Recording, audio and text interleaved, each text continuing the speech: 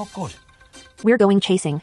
Hello there, and welcome to... We're going chasing. Hello, now, and welcome to... We're going chasing. Now, we have a lot on the agenda, lads, so we'll cut the chase and get straight down to the business. Hello and welcome to the latest episode of the preview show. Killian, we're recording now Thursday night. There was racing there, Thurles today. Classical Dream was the main horse. A note, he was quite impressive on Chase debut quickly. Do you see him doing anything much this year?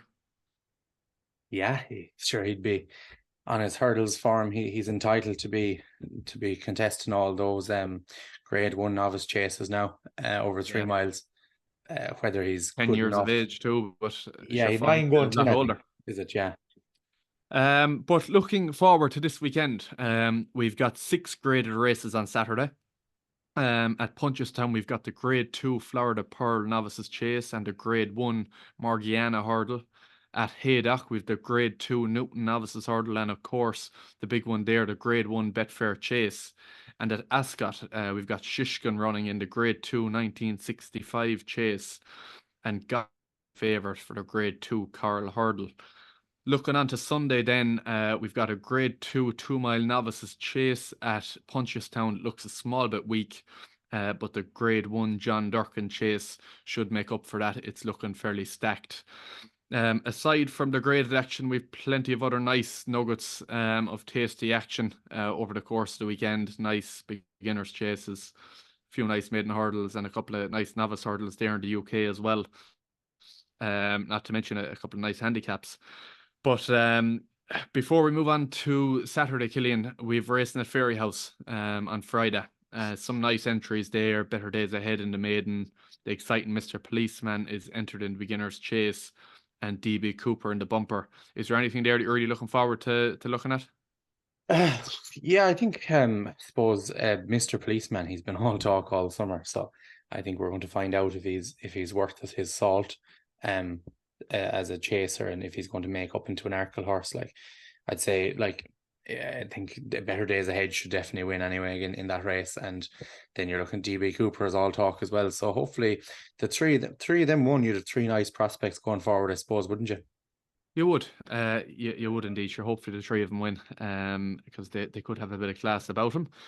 But right, we'll move on to Saturday, Punchestown on Saturday. One thing to note too is RTE are showing both days of racing at Punchestown, and while RTE do have their flaws, they certainly do a very good job on the racing coverage. So that's great to have that covered on RTE. But right, quick fire stuff now, Killian. We'll keep the rambling down. Punchestown on Saturday. Our first graded race there is a Florida Pearl 3-mile Grade 2 Novices Chase. Where are you looking? It's hard to know where to look, really. My eye was drawn to Aphrodite Fury and Sandor Clegane straight away. I don't like Florin Porter going back right-handed. He can mature all he wants. He's still a monkey going that way. I don't think Quilixios needed this trip yet. Maybe I'm wrong. But yeah, Sandor Clegane, Aphrodite Fury. I'd probably go with Sandor Clegane, to be honest. I think there was that running over 2 miles on debut, sharpen up his jumping. That's going to help. And I think he's the most scope to improve of any of these. Yeah, I wanted to go with Florin Porter, to be honest. Going right-handed was a big negative. But also there's heavy in the description, and he hasn't run with heavy in the description since February 2020 when he was rated 119 over hurdles. So between the going and going right-handed, I think there's enough against him to be looking elsewhere. Looking at it, I'd probably side with Aphrodite Fury. To be honest, I felt that form of his last race, where he bet the Jigginstown horse in second, wasn't it? He's reposing this race. Yeah. Is the nicest probably form. Yeah, that I'd be happy with Aphrodite Fury myself. To be honest, Sandor Clegane only 2 weeks since his last run, and maybe a little over 2 weeks. That'd be a bit of a negative for me. Moving on to the Morgiana, Killian. Stateman just wins, does he? Yeah. Just wins. That's it, yeah. Who chased him home? Pied Piper. Okay, I'd say Echoes in Rain. I think Pied Piper might improve a small bit over hurdles this year from his form. He's a good run. This is Arwich. He had a good summer campaign, so I think he might improve a small bit. But Still probably not a grade 1 horse. Like, I don't know, he could maybe mop up a couple of grade 2s, grade 3s over 2 miles. Okay. Looking elsewhere on Saturday at Punchestown, Killian, was there anything else to caught your eye? Yeah, top speed in the novice handicap hurdle, the 308. He's a horse I've been following since his point to point. He won that in December 2021. Got a racing post rating 95. Was beaten by Shambally Kid in a bumper. Went hurdling this time last year, and geez, he threw in some real stinkers. Like, there his hurdles debut, he was bounced out, and I was like, John, there's another really nice Henry novice hurdler now. And then I'd say coming to the second or third last in Punchestown, he just completely died. And did the same thing again then in Leopardstown Maiden at Christmas. Really keen. They tried to sort of drop him in a small bit, and then, just like completely died a death up the running. But now that was a very strong maiden. He was 3 lengths behind Viva De Vito. Like, there was some really good horses in that, but Dark Raven won it and Dr. Bravo was second. But then beaten again in the maiden hurdle in Clonmel in April, but finally got his head in front. Then went chasing. I think a summer under his belt now and a mark of 116. Mike O'Connor taking off 3. He's definitely better than that from what he showed in his point to point, and he does have quality. He's just finding it a small bit hard to finish out his races, but like another sort of summer stronger now. Hopefully he'll be able to see them out a bit better, and I think they've underestimated him a small bit with that. Okay, that's an interesting one indeed. One that I liked in the 158 was Adamantly Chosen. I think he's got the best form in the race last year. Some real nice form behind Jerry Colombe. In heavy ground at Limerick, should get suitable ground here. He's rated 148. I definitely think that there's a race in him off this type of mark. He's a very good jumper as well. I know he's a horse you really like, Killian. Yeah. But Cacalino is another one in the race. I doubt tomorrow will be the day for him, but he's only rated 129. Yeah. I'd say there will be a day for him. There is, yeah, but sure, it's impossible to predict when Coccolino's day is going to be. I've asked myself this question a number of times. When will Coccolino's day be? And I've got stung trying to figure it out. Yeah. Well, I don't think it'll be this weekend, anyways. I think I'm safe enough going away from there. Just a brief mention then to the beginner's chase, the 1248. It's a lovely race. You've got Gaelic Warrior, Cool Survivor. I know the way you're thinking, Senior Chief. Just obviously Gaelic Warrior looks the classiest horse in the race, but I think Cool Survivor is just one to keep an eye out on. It's his second chase start over a trip that's too short for him. Hopefully his third chase start will be something similar, and then when he stepped up in trip, he's definitely one to keep an eye out on. So I'd say when you're watching that race, keep a close eye on Cool Survivor. I'd probably imagine Senior Chief could be the one to chase Gaelic Warrior home. Yeah, either that or Shambally Kid, maybe. Epic Song, another good horse. Yeah. And it's a strong race. I think Senior Chief will definitely improve for fence. He will, yeah. Yeah, I don't know. I wouldn't like to. I think I'll go with the Gaelic Warrior will win, and I won't try and predict who's going to follow him in. Yeah. That's probably the wise thing to do, really, because it is a fierce competitive race. Moving on to Haydock on Saturday, Killian. We'll start in the 12:05. I think it's the only hurdle race on the card. No, there's a handicap hurdle, the third race. The third race, okay. Strange that they're starting off with the grade 2. I wonder, is there anything regarding Low Sun there, why that's first? Or potentially, I don't know. I don't think know. Back to this day last year, can't remember. Yeah. But where's your eye drawn to? Bones Park probably looks the right favourite and the most likely winner. Yeah, I think Bones Park, to be perfectly honest, looks the one there. I think Stuart Crawford's horse ran a good race the last day. I Love My Bay, that one in Simon Muneer colours. He was 5 lengths behind Primoz, who was reopposing. There's a big price discrepancy between them. I think them, I don't think that horse should be 11-1 chance when the other one's 3-1, but I do think Bones Park will more than likely win. Yeah, I actually had a similar note there. There was £5. I Love My Bay was given £5 to Primrose the last time. Beaten 5 lengths. Yeah. So he's waited to go and beat him, which is interesting. So the price discrepancy doesn't make a whole pile of sense. Making headway, very ordinary form. Kamenzias could be the best of the rest for me. He was second in a grade 2 at Cheltenham last time out, and the horse that beat him went and finished second in the Greatwood off mark 133 or something like that. He's about 9-2. He'd be the best of the rest, but I don't think there's any point in complicating at Bones Park. Should be the one there. The 3 o'clock is the big one then at Haydock, Killian. I know you'll be quite keen on Bravemansgame. Yeah, Bravemansgame and kick these aside, I'd say. Like, Royal Pagaille and Cork Rambler shouldn't be in grade ones, really. I know they're rated 159, 160, but they're not grade 1 horses, really, are they? No. I don't think so. Anyway, Protectorate, this is his day.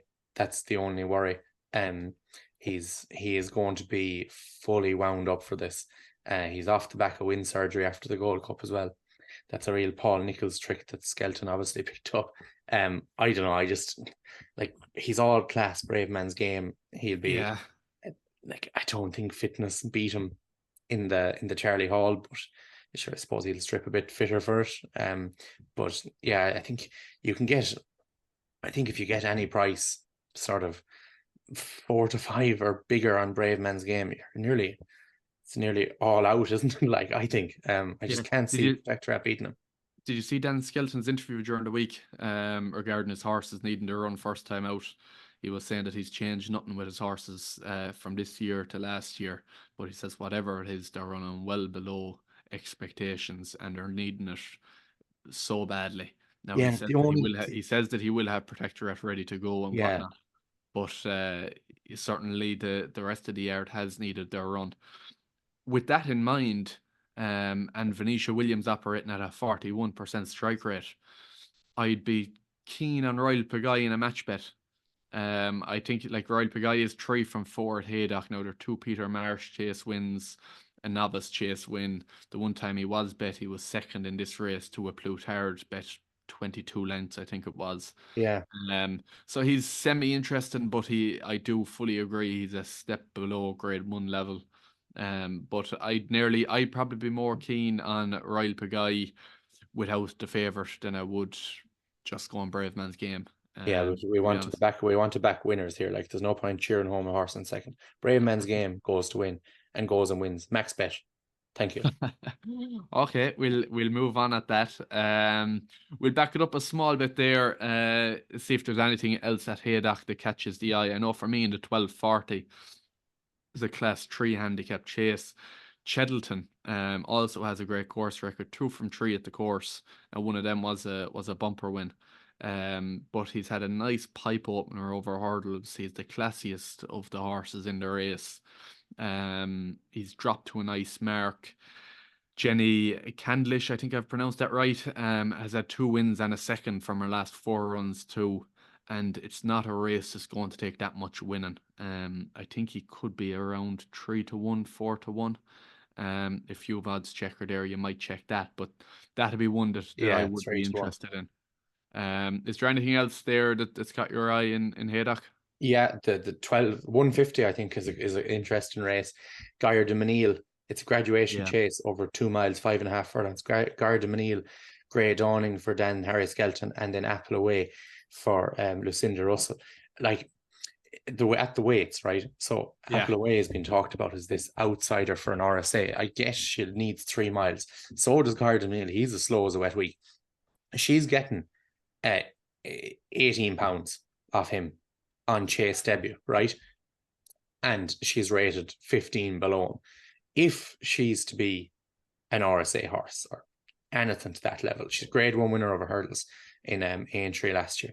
If she's to be an RSA horse, she has to go out and get pretty close, if not beat Gaillard de Menil, who, like, he historically has needed a run. Like, his chase debut, he got beaten by Capadano. I know he's a good horse, but there was a Henry de Bromhead horse between them that is absolutely useless, really.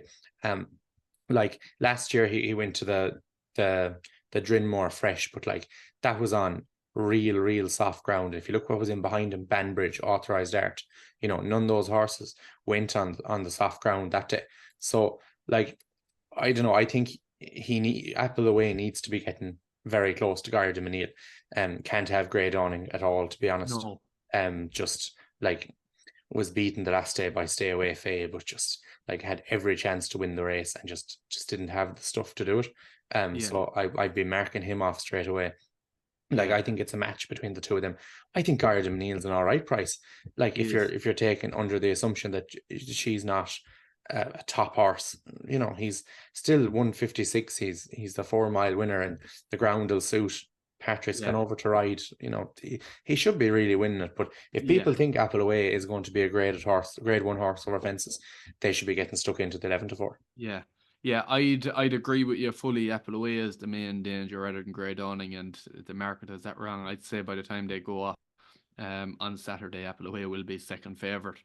Gaillard de Menil will be the one for me there. I'd be surprised if we didn't win. You've got to take into account experience over fences too. You know, it's a tough task for Apple Away on Chase debut. So I'd be happy enough to side with Gaillard de Menil there. It was 6-4, 7-4. In the 220, there's an interesting runner there. Slate Lane coming over, Raiden Fremont Mullins in the Paul Byrne colours. But it's all hard to know. With them, Fine Margin is the one that looks a bit more interesting to me. I agree with you 100%. Good man, yeah. First run for Willie Mullins, handicap debut. The 3 maiden hurdle runs that he's had were over, I think, 2 over 2 mile and 1 over 2.5 mile. He could be a real improver now on his first start for Willie. Now, the UK handicapper has cottoned onto it, and he's after giving him a 10 pounds hike in the weights, which is quite steep. But he's definitely one. I think he's already been back maybe 16s into 12s or that. And he's one that I definitely be keeping on side. And the only other thing with the race is, I'd say if somebody wanted to do an all accumulator for the afternoon and wanted something at about evens there to come in the first 4 or 5, Bold Endeavour will be there in the first 4 or 5. He'll run his race again, but I doubt he'll be good enough to win it. Fair enough. You happy enough to move on to Ascot? Yeah. Stay going. Okay. We've got Shishkin in the 1965 chase at 1/2 in the first time cheek pieces, Killian. Yeah. His Pictori just isn't Shishkin. Like, I don't think you need to talk about this too much, but like, kicked him aside in a similar race over a similar trip. The Ascot chase, a grade 1 last year. They're off level weights again. It's the same trip, course and distance. Yeah. Shishkin wins again. Yeah, fully agree. The only thing I'll say is, Sheila Lewis, if you're watching, please run Straw, Fan, Jack and Handicap. He's in the 10 to follow. He's potentially one of the best well-handicapped horses in training at the moment. He genuinely is. I made a right case for him in our 10 to follow. If you scroll back through our videos or through our podcasts, you'll see him there in the 10 to follow. To be honest, I'm hoping that he runs like a pig there tomorrow. And it's just purely something for fitness. I don't want him getting close, because of the rating that he's off, something like 142 or 144 from memory. 141, yeah. And running in races that he's no chance in. Go back to his handicap form and have a look at that. It's unreal. So please God, he gets nowhere near him tomorrow. Yeah. Because there's a big handicap in him. But that's the main one at Ascot on Saturday. We've got the grade 2 Coral Hurdle as well at 2:05, Killian. Goshen won this very well last year, but he's not the most reliable sort. No, he's not. Just fucking shocking race, really. Like, 5 of them there, and like, Goshen's a monkey. Score is just going backwards. Theatre Glory, she's a nice mare in fairness, but like, to be saying she's gonna win a grade 2 here, like, after being, you know, I can't really see it. Like, Strong Leader as a horse, I was there. Do we have the same notes? Hurdles. Huh? Do we have the same notes? I don't have any notes. It's all up here. I have it down here. Strong Leader is the main danger for me. Well, I don't think he's the danger. I just think it's bizarre. He was kept over hurdles.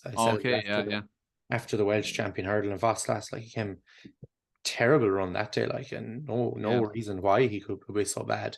But like, going back, he's beaten that into like 3/4 over 2 miles in entry by in the pocket, like, on for a ground that's going to be pretty similar to this.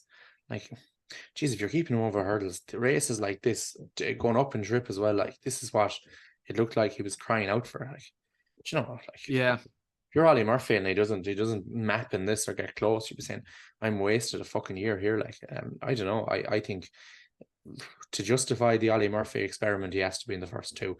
And like, you look at some of the horses, and as I said, like Score Royale going backwards there, he's a shorter price than, Yeah. strong leader Yeah. should be. I'd say Goshen should probably win, but he's not the most reliable, and strong leader then is probably the main danger. If somebody's to upset him, it probably will. There's another yoke in at Blue King, Daru, an awful lot to find.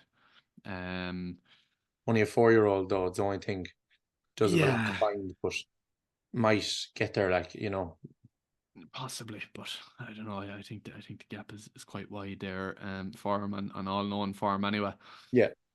Anything else there at Ascot on Saturday, the 12:20 Chianti Classico runs in a 3-runner race.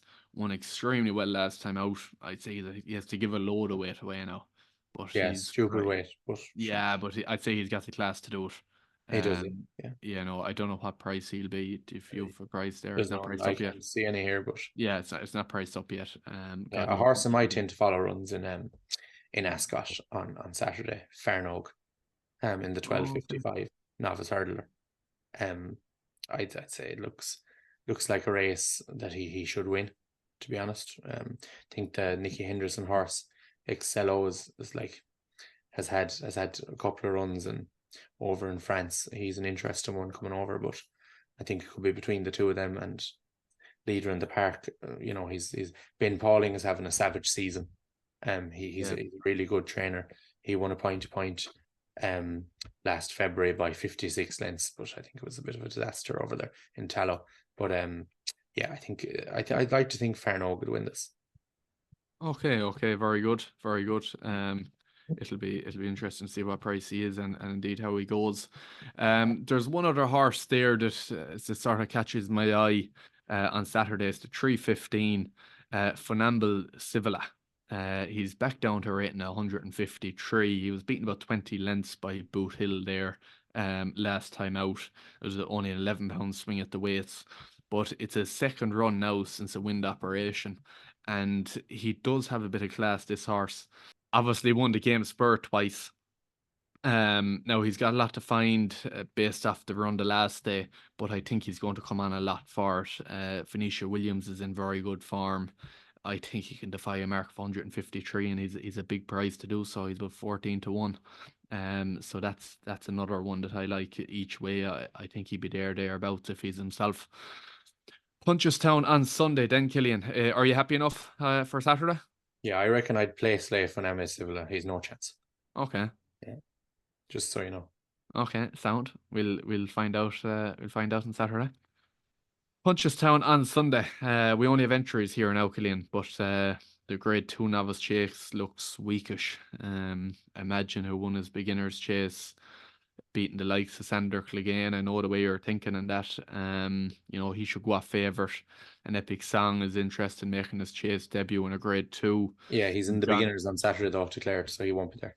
Okay, yes, very true. And John Ryan has Lucid Dreams very well placed there. He is the winner, I'd say. You reckon? I'd say he beat Imagine, yeah. No. Yeah. I reckon he's no chance.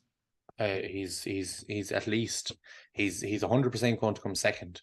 Could come second, yeah. Probably win. No, I couldn't see him. I'd be interested to see what price he is against Imagine. I'd say Imagine would be odds on. But I'd be disappointed now if Lucid Dreams couldn't beat Imagine, to be honest. Would you? Yeah. You'd be disappointed, so. I would, yeah. Yeah, you will be. I won't be, no. Unfortunately, you will. Yeah. Finally, then, the John Durkan chase on Sunday. Galopin Des Champs, fast or slow. Blue Lord, conflated. Again, we don't know what to run. Appreciate is in there. French Dynamite is obviously in there too. It's no penalty kick for Galopin no matter what turns up. Sure. If the Gold Cup didn't leave a mark, he'll win it, like. Yeah. Yeah. I don't know, like, it's hard to really quantify how good fast or slow is. At the end of the day, fast or slow failed to beat Corach Rambler in a handicap. How can you beat the Gold Cup winner if you couldn't beat a really, really slow horse over 3 miles? Like, You know, Yeah. I don't know. I just find it bizarre. Like, you can say in the season form, that's fine, but like there's no guarantees Galopin Des Champs comes back the same horse. And if he doesn't, he's 100% vulnerable here. Like, we don't know what sort of form, where it could fall to. Like, Fast or Slow gives you a nice piece of form there with that. And I don't know, I'd say Fast or Slow could be, by all according to David Jennings on Up in the Ante, Fast or Slow is going to be well gunned for this. So, like, he could probably be well gunned and not win it too, though. he could be, but Galopin Des Champs at the end of the day, like, Willie's got the Gold Cup holder. You need to make sure he gets back to the race, and having Galopin Des Champs all out here, or a lot of the way there. I know he doesn't run again until February for the Irish Gold Cup, but have him a long way there, you know, you mightn't make it back. So would you take him on? At 2 to 5, if I get Fast or Slow, and if I get, I don't really want to appreciate, if I got Blue Lord and Fast or Slow, I'd take him on. Okay. Whether I get Blue Lord or not, I don't know. But if I got Blue Lord and Fast or Slow, I'd take on Galopin Des Champs. Okay, the very best of luck to you. I wouldn't be taking him on any. I'd sooner leave it. I don't see any value there at all really in the race. Just sit back and watch it, because if Galopin is himself, he goes and wins, and if he's not himself, it's sort of open enough. I have a lot of horses there around a similar level. Okay, so Killian, just before we wrap it up, best bets for the weekend. What do you like the most? Give us 2 or 3. Right, I go one and I go one. We'll see. How many do you have in total? I have 3. Okay, I have 3 as well. Give us your first one. Bravemansgame in the Betfair Chase, 10 to 11, 5 to 6. Have what you want, I'd say. Okay, I'm going to say Cheltenham in the 12:40 at Haydock. It's 3 to 1. And that'd be my first one. Go again. Yeah, my next one then is Top Speed. There's no price for him in that 308 handicap in Punchestown on Saturday. Okay. My next one too, we also have no price on, Adamantly Chosen in the 158 Punchestown Saturday. Marco 148. He's got a race in him off that. Your third one, Killian? The 150 in Haydock, Gary de Menil. Okay, good man. About 7 to 4? 7 to 4, William Hill. 6 to 4, sort of general. Okay. And my final and third one is Punchestown on Saturday, the Grade 2 Affordale Fury. That's the 123.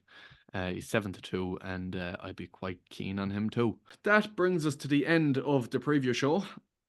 I hope you got something from it and you enjoyed listening to it.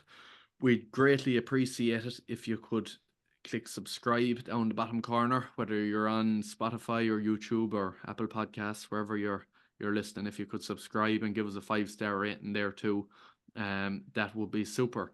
But that's all from us for this week. We'll have our selections up on Twitter come Saturday morning and again Sunday morning. So the very best of luck with whatever you do over the weekend, and we'll see you on Monday morning for the review show, Performance Rankings. Thank you very much. Thank you. Bye-bye.